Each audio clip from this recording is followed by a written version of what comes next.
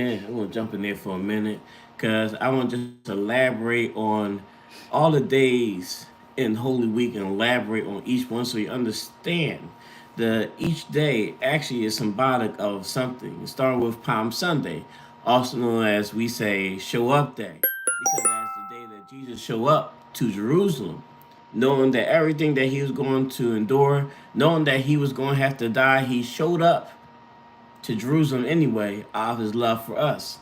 Moving forward unto Holy Monday, which is the day where you talk about the cleansing of the temple. Because Jesus went to his father's house, saw that they was gambling, saw they was selling animals and doing all types of foolishness, and he turned a house of prayer to a den of thieves. So Jesus went in there and cleaned house and kicked everybody out of his father's house. See, this is the mental mindset that we need to have concerning church. Like we need to sit there. We allow the people get a lot of things in God's house of prayer that has nothing to do with God. And that's what God, he's about to clean house. He's about to clean house to a lot of foolishness that's happening in churches. You're like, we got the enemy comfortable in church. They sitting there enjoying the show. They should not be comfortable in church, but they are. But God's changing that because so many people on the pulpits mocking God, teaching about a life that they don't live, teaching false doctrine, things that's not even in the Bible they're teaching, and everybody saying amen to it. See, we gotta be mindful of things that we be saying amen to.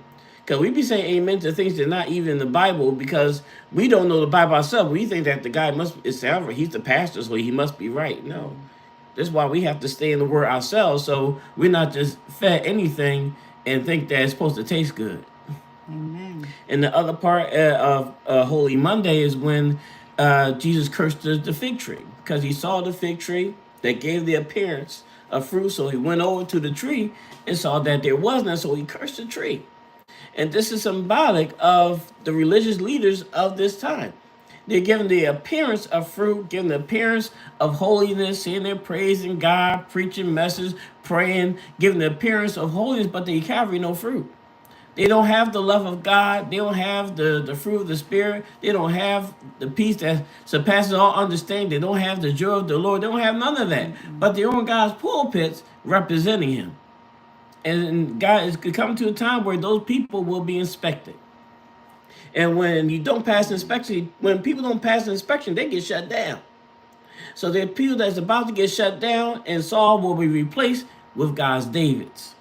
So now moving forward unto Holy Tuesday, which is also called Fig Tuesday, because that's the day that where they realized that the tree that Jesus cursed has died. And this is symbolic of the judgment against the religion